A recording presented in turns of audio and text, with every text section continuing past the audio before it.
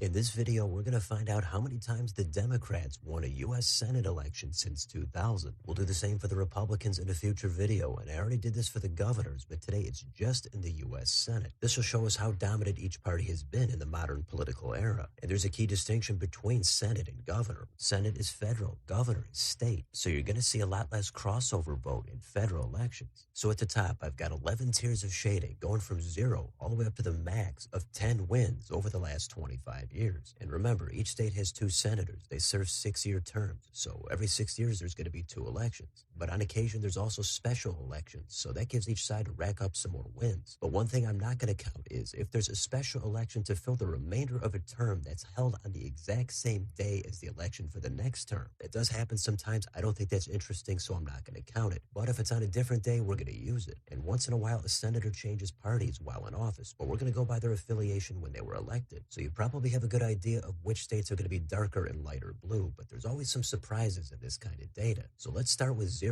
Which states are the Dems completely shut out in this century? Well, we've got 3 states where they've had 10 cracks at it, and they came up empty each time. First, we've got Mississippi, then Oklahoma. Both of those states include 2 specials. One more here with 1 special election is Wyoming. So 0 for 10 there, but we've got other states where they're 0 for 9. South Carolina also includes a special election. Then we've got Tennessee, plus Texas and Utah. Still with 0 wins out of 8 chances, we've got Idaho, Kansas, and Kentucky. And one last state here, it's probably the biggest surprise, but it's technically true. We're going to go to the northeast corner. We've got Maine. The Dems technically have 0 wins here since 2000, but keep in mind Angus King is an independent. He does caucus with the Democrats, but he was never elected as one. So far, this is the bluest state, but the Dems have done absolutely nothing here in terms of Senate wins. Now let's go up to the states where the Dems have managed 1 win since 2000. First, we've got Alabama. That was a special election win with Doug Jones in 2017. The Dems have also put up single wins in Alaska and North Carolina. Next, we've got states where the Dems have 2 wins.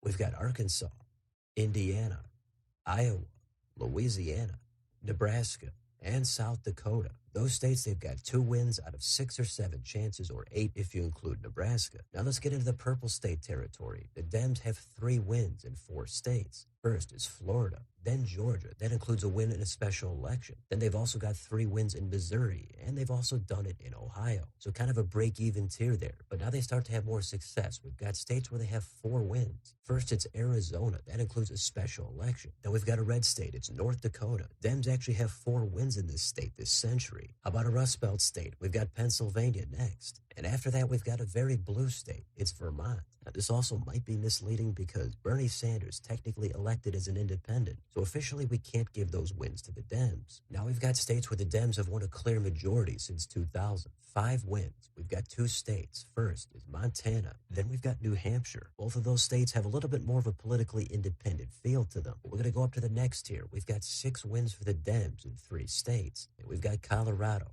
Then back into the Rust Belt, it's Wisconsin. Then it's back west, and it's Nevada. Now the states with 7 wins. First, it's Illinois. Then it's the Beaver State, Oregon. Then back east, it's the Mountain State. We've got West Virginia. That includes a special election win for the Dems. We're moving on up. We've got 8 wins next, and we've got another 4 states. First, on the East Coast, it's Connecticut. We're not going to be able to include Joe Lieberman winning an election there as an independent. Then we've got neighboring Rhode Island. A little bit farther down the East Coast, we've got Virginia. Then we're going all the way into the Southwest. It's the land of enchantment, New Mexico. How about 9 wins for the Dems? First, it's Hawaii, and that includes a special election. Then we've got California. That also includes 2 same-day special elections that we're not going to count. And in the northwest corner, let's plug in Washington. Then before we get to the East Coast, let's do the last Rust Belt state. It's Michigan. Kind of a purple state, but Dems have completely dominated there in the Senate. And we can't forget about Minnesota. That includes 1 special election. The last state is on the East Coast. It's Maryland. Dems completely shutting out the Republicans there. Finally, we've got the highest tier, complete dominance for the Dems in the last 4 states. Let's plug them in. We've got Delaware, Massachusetts, New Jersey, and New York.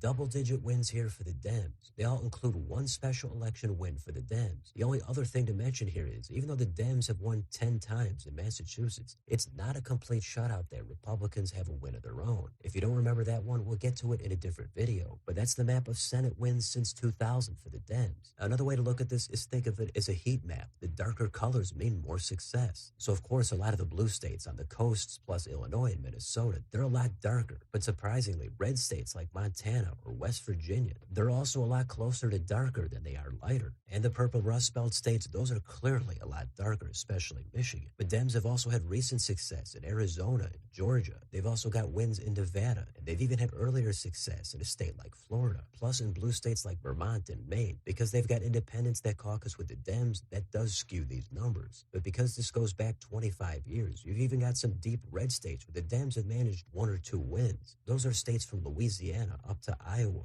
also Indiana, and let's not forget about the Dakotas. Most of those are pretty red now, but there were different dynamics 10 or 20 years ago. Dems had some wins. It's the same thing for Republicans in blue states. Politics have certainly changed over these 2.5 decades. It's tough to really predict what's going to happen once you go beyond the next 2 or 3 years. But for now, this is the map of the most wins for the Dems in the U.S. Senate since 2000. So let me know in the comments, what do you think about any of this data? Which red states surprise you that the Dems have had success in? And which blue states do you think the Dems have underperformed in? Let me know what you think about any of these states down below on your way out. Don't forget to like, share, and subscribe. Join if you'd like to support the channel. Thanks for watching. I'll see you next time.